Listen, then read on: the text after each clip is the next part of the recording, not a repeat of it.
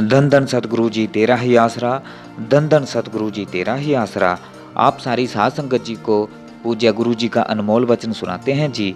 रूहानी संत महात्माओं की खोज के अनुसार जब कुल मालिक की मौज हुई तो उसने शब्द, लोकास, धुन अथवा अनहद शब्द के द्वारा रचना की गई।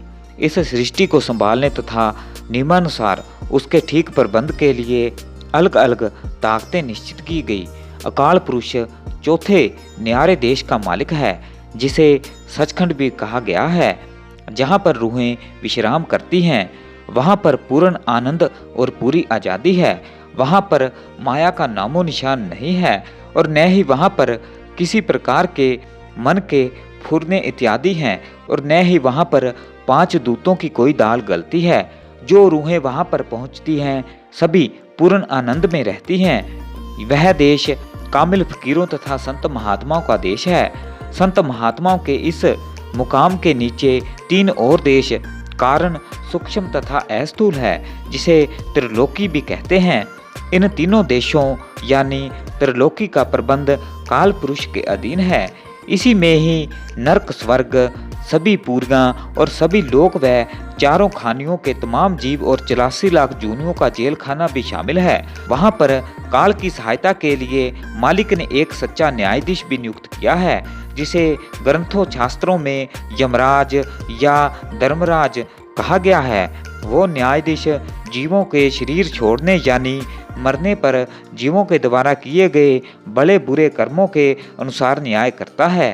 फैसला करते समय किसी से कोई रियायत नहीं की जाती है और न ही किसी को कम या ज़्यादा सजा सुनाई जाती है।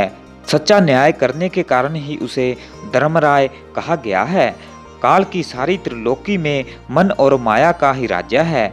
ये दोनों ताकतें काल के अधीन हैं, अर्थात सारी त्रिलोकी का ताना बाना इन्हीं मन माया पर ही निर्भर करता है। काल खुद जिम्मेवार है और इसका काम की गई रचना में समय के अनुसार तब्दीली करना है। काल का शाब्दिक अर्थ समय है। निश्चय समय बीतने पर वह उसमें अदला बदली करता रहता है, इसलिए उसे काल कहा गया है। शास्त्रों, संत महात्माओं का कथन है कि काल ने 72 चौकड़ी युग घोर तपस्या की। कहीं 70 और कहीं 64 युगों का भी वर्णन आता है। एक चौकड़ी युग में 43 लाख 20 हजार साल बताए गए हैं। काल की इस घोर तपस्या पर खुश होकर मालिक ने उसे कहा कि मांगो, तुम क्या चाहते हो, तुम्हारी तपस्या पूर्ण हो चुकी है। काल ने मांग की कि मुझे आपकी रूहें दे दी जाएं, जो सचखंड में रहती हैं, ताकि मैं अपना एक अलग देश बसा सकूं। मेरी यही प्रबल इच्छा है। मालिक ने दिए वचन अनुसार अपनी सभी रूहें काल को देना स्वीकार किया। रूहें काल के हवाले करके मालिक ने कहा कि ये रूहें सतपुरुष की अंश हैं और यहाँ सचखंड में आनंद लेती हैं, परंतु तुम्हारे पास कैसे ठहरेंगी? काल ने कहा कि मैं अपने देश की रचना ही इस ढंग से करूँगा जिससे इन्हें अपने देश, अपने पिता और अपने आप का ख्याल बिल्कुल नहीं रहेगा और ये वापस जाने का नाम तक नहीं लेंगी।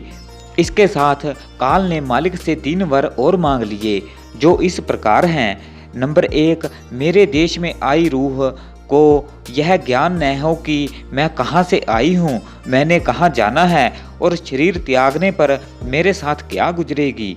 और नंबर 2 है, जिस शरीर जूनी में आत्मा हो वह उसी में अच्छा समझे, अर्थात हर कोई अपने आप में मस्त रहे।